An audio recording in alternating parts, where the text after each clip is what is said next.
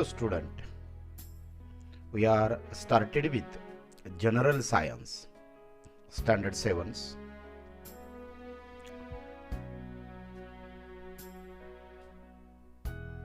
So let us start with subject Science, having chapter number first, the living world, adaptation and classification. So let us start first introduction part of our chapter. The great variety of the plant is found on the earth.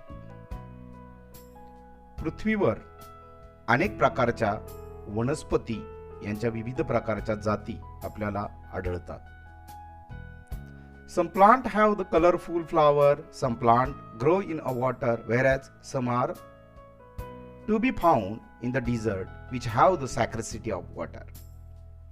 यामधल्या काही वनस्पतींना विविध रंगाची फुलं येतात, colourful flower.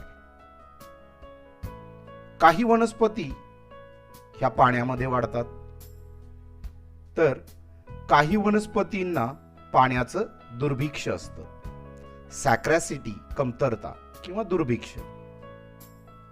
Some plants are found only in the snowy region. काही वनस्पती आपल्याला बर्फाळ प्रदेशामध्ये आढळतात. Some plants cannot be seen without the microscope. म्हणजे काही वनस्पती अशा आहेत की सूक्ष्मदर्शकाशिवाय ते आपल्याला दिसू शकत नाहीत. Whereas some are huge in size. या उलट काही अशा आहेत की त्यांचा जो आकार आहे तो महाकाय म्हणजे मोठा आहे. अशा प्रकारच्या वनस्पतीमधला हा मुद्दा डायव्हर्सिटीच्या संदर्भातला आहे. खाली लिहिलेलं पहा, like a plant animal to show the diversity. Diversity म्हणजे विविधता. फुलामध्ये वनस्पतीमध्ये जी फुलं येतात त्या फुलांमध्ये वेगवेगळ्या प्रकारची विविधता आढळते. काहींच्या फुलांचा आकार लहान असतो तर काहींच्या फुलांचा आकार मोठा असतो. म्हणजे वनस्पतींना येणारी जी फुलं आहेत त्यांच्या आकारामध्ये बदल आहे, रंगामध्ये बदल आहे, वासामध्ये बदल आहे. हा जो बदल आहे प्रत्येक वनस्पतीमध्ये त्याला आपण शॉर्टमध्ये डायव्हर्सिटी अर्थात विविधता असं म्हणणार आहोत. प्राण्यांमध्ये सुद्धा अशाच प्रकारची विविधता आपल्याला आढळते.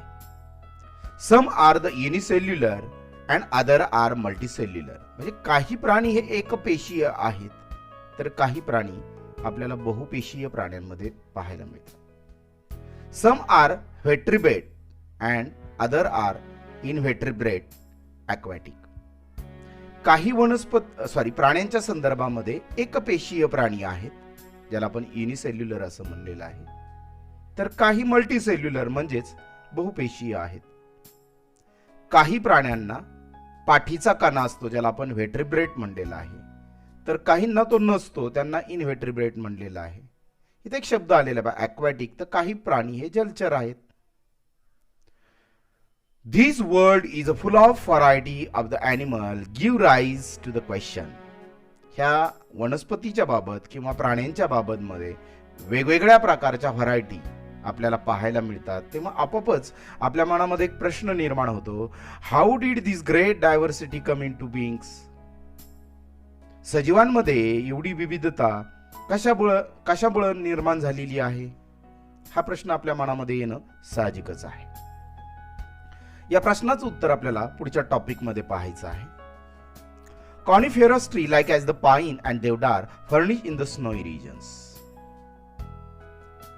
कॉनिफियस म्हणजे सूचीपर्णी. सूचीपर्णीय ज्या वनस्पती आहेत त्याची उदाहरणं आपल्याला इथं दिलेली आहेत, पाईन्स आणि देवदार. ह्या दोन्ही ज्या वनस्पती आहेत ह्या बर्फाळ प्रदेशामध्ये म्हणजे हिम प्रदेशामध्ये आढळणाऱ्या वनस्पती आहेत. पुढे म्हणलेले त्यांनी लाईक काश्मीर म्हणजे काश्मीर मधल्या पाईन आणि देवदार या वनस्पती आहे. However in the desert of the Rajasthan the plant like the cactus and acacia it is also called as a babul are to be found. म्हणजे बरोबर काश्मीरच्या उलट ज्या ठिकाणी अगदी पाण्याचं दुर्भिक्ष आहे असं वातावरण ज्याला आपण राजस्थानचा प्रदेश म्हणूया, वाळवंटी प्रदेश म्हणूया, अशा वाळवंटी प्रदेशामध्ये ज्या वनस्पती आढळतात त्याच्यामध्ये कॅक्टस अर्थात निवडुंग आणि ॲकेशिया, ज्याला मराठीमध्ये बाभूळ असं म्हणतात. In similar manner, like as the plant, animal too. The animal, like as the camel, a desert animal is not found in a Kashmir. म्हणजे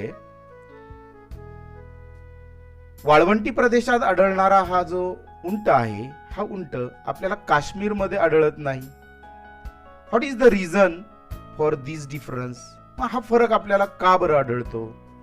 या मुद्द्याचं उत्तर आपल्याला एका विशिष्ट अशा संज्ञेला अनुषंगून द्यायचं आहे, आणि त्याकरता त्या संज्ञेकडे आपण सुरुवातीला वळणार आहोत. The concept adaptation. Here we focus first the definition of adaptation. A gradual changes occurring in the body part, the most important changes in the body part and also in the behavior of the organism which help them to adjust their surroundings. Such changes are called as adaptations. पहा, प्रत्येक सूक्ष्मजीव ज्या परिसरामध्ये राहतो, ज्या वातावरणामध्ये तो राहतो, त्याच्याशी जुळवून घेण्याकरता त्याच्या शरीराच्या अवयवांमध्ये किंवा त्याच्या जगण्याच्या पद्धतीमध्ये कालानुरूप बदल घडून आलेले असतात, आणि अशा बदलाला ॲडॅप्टेशन अर्थात मराठीमध्ये अनुकूलन असं म्हणतात. There are two most important point in this definitions. Changes occur in the body part and also in the behaviour of the organism. इथं बिहेवियर या शब्दाचा अर्थ आपण घेणार आहे वर्तन. बॉडी पार्ट याचा अर्थ आपण घेणार आहे अवयव. म्हणजे कोणत्याही सजीवांमध्ये प्रामुख्याने त्याच्या शरीराच्या आतमधल्या अवयवांमध्ये होणारा बदल किंवा त्याच्या वर्तनामध्ये होणारा बदल हा त्या परिसराशी मिळतजुळत घेण्यासाठी त्याने घडवून आणलेला असतो, आणि अशा बदलाला आपण अनुकूलन अर्थात ॲडॅप्टेशन असं म्हणणार आहोत. ही व्याख्या पाहिल्यानंतर आपण वळणार आहोत पुढच्या मुद्द्याकडे. First topic of the adaptation, adaptation in the aquatic plant. What is the aquatic plant? Aquatic plant याला मराठीमध्ये आपण जलीय वनस्पती म्हणणार आहोत. जलीय वनस्पतीमध्ये अनुकूलन कसं होतं या मुद्द्याची चर्चा या संपूर्ण मुद्द्यामध्ये आपल्याला करायची आहे. Some of the aquatic plants are firmly rooted into the soil at the bottom of the water bodies. That means that some plant in the aquatic type, they are firmly into the soil at the bottom of the water bodies. आपल्या परिसरामध्ये अशा काही वनस्पती आढळत असतील की ज्या जलीय गटामध्ये मोडतात. अशा जलीय गटांच्या वनस्पतींच्या संदर्भात जर आपण चर्चा करायचं म्हणलं तर जलाशयामध्ये आढळणाऱ्या वनस्पतींची जी मुळं आहेत, रूट्स मीन्स मूळ, firmly rooted into the soil, ती तळातल्या मातीशी घट्ट रुजलेली असतात. At the bottom of water bodies म्हणजे तळाशी असणारी, बॉटम अर्थ आपण तळ घेणार आहोत. There is a stem are submerge while leaves and flowers float on the surface. यामध्ये अजून एक वैशिष्ट्य आलेली की त्यांची खोडं जी आहेत, स्टीम म्हणजे खोडं, सबमर्ज म्हणजे बुडालेली असतात. While leaves and flower float on the surface. Leaves म्हणजे पानं आणि फ्लॉवर म्हणजे फुलं. थोडक्यात काय तर त्यांची खोडं पाण्यात बुडलेली असतात आणि पानं आणि फुलं पाण्यावर तरंगत असतात. However, some plants are entirely float. तर काही वनस्पती मुळासह पाण्यावर तरंगताना आपल्याला पाहायला मिळतात. इथं let us see the figure of these aquatic plants. Some plants whose roots are firmly rooted in the soil of bottom of the water, and similar some plants like as the aquatic plants which are entirely float over the surface of the water. म्हणजे काही वनस्पतींची मुळं जमिनीत गेलेली आहेत आणि त्यांची पानं आणि फुलं तरंगताना दिसत आहेत, तर काही वनस्पती पूर्णपणे पाण्यावर तरंगताना आपल्याला पाहायला मिळतात. आता याचं उदाहरणच आपल्याला इथं दिसेल की लोटस आहे म्हणजे कमळ, आणि जलपर्णी वनस्पती सारख्या वनस्पती या पूर्णपणे पाण्यावर तरंगलेल्या पाहायला मिळतात. There is a root are not enrich into the soil. यांची जी मुळं आहेत ती पूर्णपणे तळाकडचा जो जमिनीचा भाग असतो त्यापर्यंत पोहोचलेली नसतात. The surface of the leaves and stem of the many aquatic plant are covered with a wax layer. This is the most important point of the adaptation of the aquatic plant. That means the leaves, like as the lotus, and stem also lotus, have the waxy layer on it.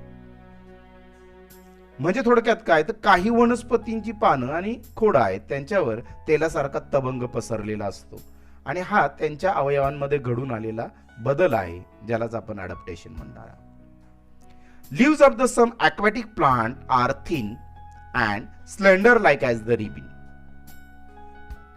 काही वनस्पतींची जी पानं आहेत ती अत्यंत पातळ असतात, आणि पातळ बरोबरच सगळ्यात महत्वाचं म्हणजे रिबिनी सारखी अत्यंत पातळ असतात. रिबिन म्हणून त्याचं उदाहरण इथं दाखवलेलं आहे. This shape helps them withstand the fast current of the water. Current of the water म्हणजे पाण्याचा प्रवाह. That means the adaptation in the aquatic plant whose shape is like as the ribbon, which helps to stand in the water to the fast current of the water. म्हणजे काही वनस्पतीमध्ये असं अनुकूलन घडून आलेलं आहे की त्यांचा आकार रिबिनी सारखा असल्यामुळे, पातळ असल्यामुळे, थिन हा शब्द या ठिकाणी एक वापरलेला आहे,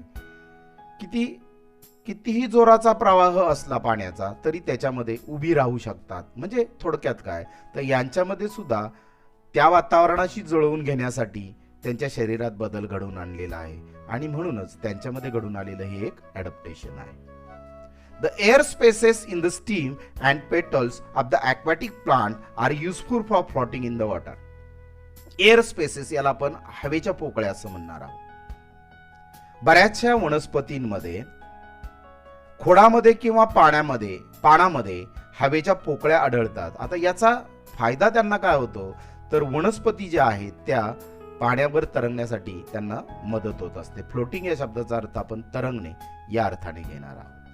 So today we discuss the main point of our chapter, like as the adaptation in the desert plant and adaptation in the aquatic plant. Also we discuss with the diversity of the plant and some example also, like as the desert plant, desert animal, aquatic plants we have discussed here. So we can stop today's lecture here. What is the homework? You can read up to this point at adaptation of the aquatic plant, all the topic, and find out the difficult word and also Marathi meaning of that words. I think you do this homework up to tomorrow 6:30 p.m. So we finishes our lecture today here. Thanking you.